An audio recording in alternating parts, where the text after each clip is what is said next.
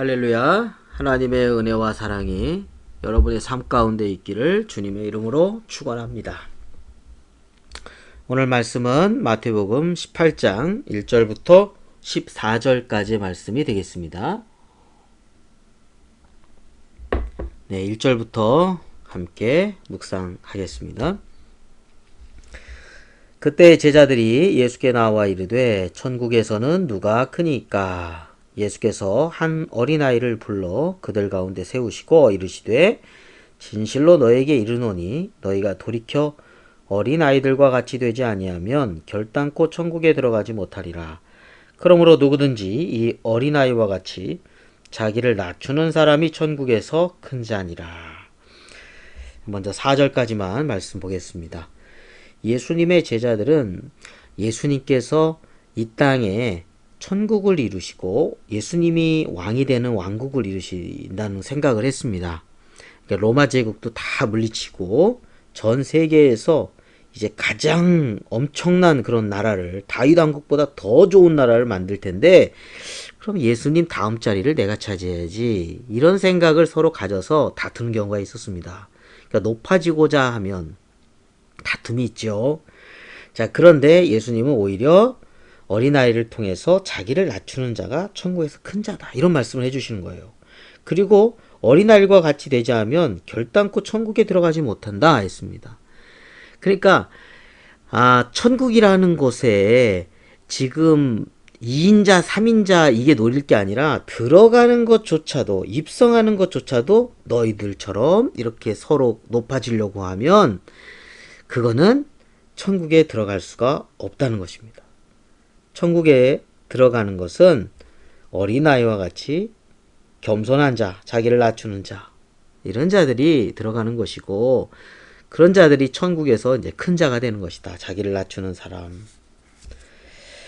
그렇습니다. 세상적인 기준하고는 다르죠. 높아지려고 하고, 다른 사람을 누르려고 하고, 그리고 내가 높아지려고 하고, 어떤 수단과 방법을 통해서 뭔가 명예를, 권력을 쟁취하려고 하지 않습니까?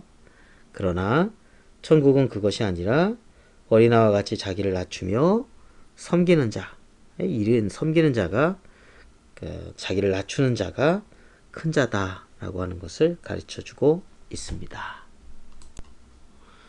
그렇습니다. 예수님께서 오신 것도 섬기러 오신 겁니다. 그리고 모든 것을 주려고 오셨다고 했습니다. 그러나 제자들은 지금 섬김과 겸손하게 섬기는 모습과는 반대되는 뭔가 자리 욕심을 가지고 다투고 있는 모습을 보시면서 이렇게 교훈을 해 주신 것입니다. 자, 그리스도인의 삶이라는 것이 그렇습니다. 겸손과 섬김의 삶, 그리고 하나 더 한다면 헌신의 삶이라고 하겠습니다. 예수님은 이 땅에 낮아지시는 겸손과 그리고 섬기러 오셨고 또 뿐만 아니라 자기의 모든 것을 내어주시는 헌신의 삶을 사셨습니다. 제자들, 스승을 따르는 제자들을 가리키는데 우리가 예수 그리스도를 스승으로 해서 그 길을 같이 걸어가는데 우리도 겸손과 섬김과 희생의 삶을 살아가는 것은 마땅하다고 하겠습니다. 자, 5절 말씀부터 보도록 하겠습니다. 또 누구든지 내 이름으로 이런 어린아이 하나를 영접하면 곧 나를 영접함이니 누구든지 나를 믿는 이 작은 자 중에 하나를 실족하게 하면 차라리 연자 맷돌이 그 목에 달려서 깊은 바다에 빠뜨려지는 것이 나으니라 했습니다. 어린아이를 소중히 여기라는 거죠. 당시에는 어린아이가 계수에 포함되지 않았습니다. 그래서 우리가 알고 있는 어린아이 그 숫자는 5병이어에서 5,000명을 먹였다 할 때 그 5,000명의 계수 안에는 포함되지 않았습니다. 자, 그렇게 무시받고 또 천대받기까지 하니 어린아이 존재를 굉장히 영접하고 존중해 준다는 것이죠. 그런 것처럼 작은 자, 6절 말씀에 나를 믿는 이 작은 자 중에 하나, 작은 자들, 이 세상에 연약한 사람, 또 미천한 신분의 사람, 이런 자들을 만약에 실족하게 한다는 것은 연자 맷돌이 그 목에 달려서 깊은 바다에 빠뜨려지는 것이 나으니라. 이 작은 맷돌, 손으로 돌리는 작은 맷돌이 아니라 나귀가 이렇게 돌리는 겁니다. 돌면서 그 큰 맷돌이죠. 근데 큰 맷돌을 목에 달려서 깊은 바다에 빠뜨리는 거. 이거는 하나의 형벌인데 당시 유대 사회에 있는 형벌이 아니라 로마의 형벌 가운데 하나입니다. 그래서 부모님을 향해서 만약에 살해를 했다거나 또는 사회에 큰 일을 문란하게 이렇게 했다든지 이런 사람에게 가해졌던 로마의 형벌 가운데 하나였습니다. 자, 그렇게 이 작은 자 하나를 실족하게 하는 것이 이렇게 큰일이다라고 하는 것을 주지시켜 주시면서 작은 자를 소중히 여기고 실족하지 않게 하는 것을 말씀하고 계십니다. 우리 7절, 8절 말씀 이렇게 이어서 보도록 하겠습니다. 실족하게 하는 일들이 있음으로 말미암아 세상에 화가 있도다. 실족하게 하는 일이 없을 수는 없으나 실족하게 하는 그 사람에게는 화가 있도다. 네, 세상에 실족하게 하는 일들이 많죠. 오해도 하기도 하고 자기가 의도하지 않게 다른 사람에게 실족하게 되는 일을 범하기도 합니다. 무지해서 그럴 수도 있죠. 자, 그러므로 말미암아 세상에 화가 임하죠.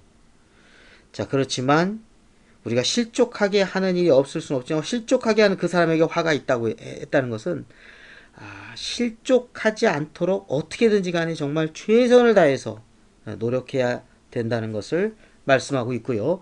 그 연장선상에서 8절과 9절에 보면 만일 내 손이나 내 발이 너를 범죄하게 하거든 찍어내 버리라. 장애인이나 다리 저는 자로 영생에 들어가는 것이 두 손과 두 발을 가지고 영원한 불에 던져지는 것보다 나으니라. 그렇죠. 손으로 발로 죄 짓는 곳에 가는 거, 죄 짓는 일을 하는 거, 이런 것들에 대해서 단호해야 된다는 것을 말씀해 주고 있습니다. 이렇게 해가지고 죄 짓다가 영원한 형벌 받아서 지옥에 가는 것보다 낫다는 것입니다. 여기서 문자적으로 손을 갖다가 만약에 죄졌다고 해서 자르고 발이 죄졌다고 해서 자르면 아마 손발이 다 없는 존재가 될지 모릅니다. 문자적인 해석보다는 여기서 말하는 것은 죄에 대한 그 단호하게 우리가 대해야 된다라고 하는 것을 말씀하는 거죠. 끊을 건 끊는 거죠. 뭐 이렇게 손발을 다 자른다고 해서 죄의 어떠한 욕구가 없어지거나 그 죄의 뿌리가 없어지거나 그래서 다시 죄 짓지 않거나 그러지는 않을 거라는 것입니다. 그렇기 때문에 여기에 대해서는 우리가 죄에 대해서 엄청난 단호한 결단을 내려야 된다라고 하는 것을 말씀해 준다. 이렇게 성경학자들은 해석하고 있습니다. 우리 9절 말씀입니다. 만일 내 눈이 너를 범죄하게 하거든 빼어 내버리라. 한 눈으로 영생에 들어가는 것이 두 눈을 가지고 지옥불에 던져지는 것보다 나으니라 했습니다. 눈도 마찬가지라는 거죠. 눈으로 범죄하면 다 눈 떼어버리라는 거예요. 지옥불에 들어가는 것보다 낫다. 영생에 들어가는 것이. 눈 하나도 없이. 여기서 이제 좀 상징적인 것이죠. 그만큼 범죄하는 것을 하나님께서 싫어하신다는 겁니다. 죄를 멀리하고 해야 된다는 것을 우리에게 단적인 예를 통해서 말씀해 주시고 계십니다. 10절 말씀입니다. 삼가 이 작은 자 중에 하나도 업신여기지 말라. 너희에게 말하노니 그들의 천사들이 하늘에서 하늘에 계신 내 아버지의 얼굴을 항상 배옵느니라. 여러분, 작은 자에 대해서 사람들은 업신여기죠. 그러나 그들에게 천사들이 있다는 거예요. 한 사람 한 사람에게 이렇게 지금 천사들이 있는데 천사들이 하늘에서 하나님 아버지의 얼굴을 항상 배고 있다. 이것이 무슨 말씀이냐면 작은 자를 무시하게 되면 업신여김을 당하게 되면 멸시함을 받게 되면 그 천사들이 다 하늘 아버지께 다 이야기합니다. 하늘 아버지가 알게 해야 된다는 거예요. 그러니까 우리가 사실은 사람 앞에서만 사는 게 아닙니다. 하나님 앞에서 사는 존재입니다. 이걸 우리가 까먹어요. 왜? 하나님 보이지 않으니까. 그러나 하나님은 이 세상의 모든 것을 알고 계십니다. 그리고 핍박당하거나 어려움 당하거나 무시받거나 업신여기거나 그러면 천사가 하늘에서 하나님 아버지께 다 그것을 고지할 알려준다는 거예요. 이런 걸 우리 이제 수호천사 이렇게 존재에 대해서 이제 이야기하고 있습니다만 그렇습니다. 그렇기 때문에 우리가 한 사람 한 사람 또 작은 자라고 무시하거나 멸시하는 일은 그건 하나님 앞에서 잘못된 행동이라는 것을 분명하게 말씀하고 계십니다. 자, 12절부터 보도록 하겠습니다. 너희 생각에는 어떠하냐? 만일 어떤 사람이 양 100마리가 있는데 그 중에 하나가 길을 잃었으면 그 99마리를 산에 두고 가서 길 잃은 양을 찾지 않겠느냐? 진실로 너에게 이르노니 만일 찾으면 길을 잃지 아니한 99마리보다 이것을 더 기뻐하리라. 이와 같이 이 작은 자 중에 하나라도 잃는 것은 하늘에 계신 너희 아버지의 뜻이 아니니라. 연장선상의 말씀입니다. 작은 자를 무시하지 말고 귀히 여겨라 라고 하는 것, 이것이 바로 하나님의 뜻이다 라는 것을 말씀하고 계십니다. 우리 마태복음 25장에도 보면 양과 염소의 비유가 나오죠. 거기서 지극히 작은 자 하나에게 한 것이 곧 예수님께 한 것이다, 이렇게 말씀하고 있습니다. 지극히 작은 자 하나에게 하지 않은 것이 곧 예수님께 하지 않는 것이다. 그렇기 때문에 오늘 지극히 작은 자에 대한 그들에게도 귀중히 여기고 그들을 귀히 여기는 그런 마음을 가져야 된다는 것을 말씀해 주고 계십니다. 오늘 말씀을 정리해 보겠습니다. 오늘 말씀 마태복음 18장 1절부터 14절까지 말씀인데요. 제자들은 천국에서 큰 자가 되려고 서로 다퉜지만 예수님은 천국은 자기를 낮추고 섬기는 자가 들어가고 높아진다 라는 말씀을 주셨습니다. 우리 신앙인의 삶이라는 것은 섬김의 삶이요, 낮아짐의 삶이요, 희생의 삶이라고 하겠습니다. 또한 사회적으로 당시에 업신여김을 받았던 어린아이 하나를 영접하는 것에 대한 말씀을 통해서 예수님께서 얼마나 이 사회적으로 작은 자들 한 사람 한 사람을 소중히 여긴다는 것을 알려주고 계십니다. 그리고 이들이 실족하지 않게 하는 것 중요하다는 겁니다. 뿐만 아니라 이들이 만약에 어떤 어려운 일을 당했을 때 그 천사가 하나님 아버지 앞에 모든 것을 말한다는 거예요.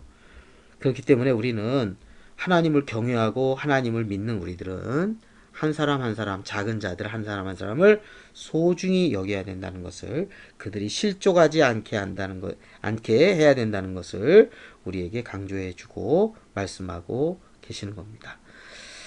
주님의 은총이 여러분의 삶 가운데 있기를 주님의 이름으로 축원합니다. 기도하겠습니다. 하나님 아버지, 우리 그리스도인의 삶이 주님을 따르는 제자의 삶인데 주님은 이 땅에 오셔서 낮아진 곳에 오셨고 섬기러 오셨고 모든 것을 주러 오셨던 것을 우리가 기억하게 해주시고, 아버지 하나님, 이 사회적으로 소외되고 연약한 또 천대받는 존재를 할지라도 하나님, 우리가 하나님 앞에서 그들을 귀히 여기고 그들을 결코 무시하지 않고 천하게 여기지 않게 해주시옵시고, 한 사람 한 사람이 하나님의 형상을 입은 사람으로서 그들이 실족하지 않도록, 그리고 그렇게 함부로 대하는 그러한 범죄를 저지르지 않도록 하나님 인도하여 주시옵시고, 이 사회가 그러한 차별로부터 해방된 사회가 되게 하시고 자유로운 사회가 되게 해주시옵시고, 모두가 함께 섬기며 서로 협력하여 선을 이루는 아름다운 하나님의 뜻을 순종하는 우리의 삶이 세상의 빛과 소금이 될 수 있도록 인도하여 주시옵소서. 예수 그리스도의 이름으로 기도드립니다. 아멘.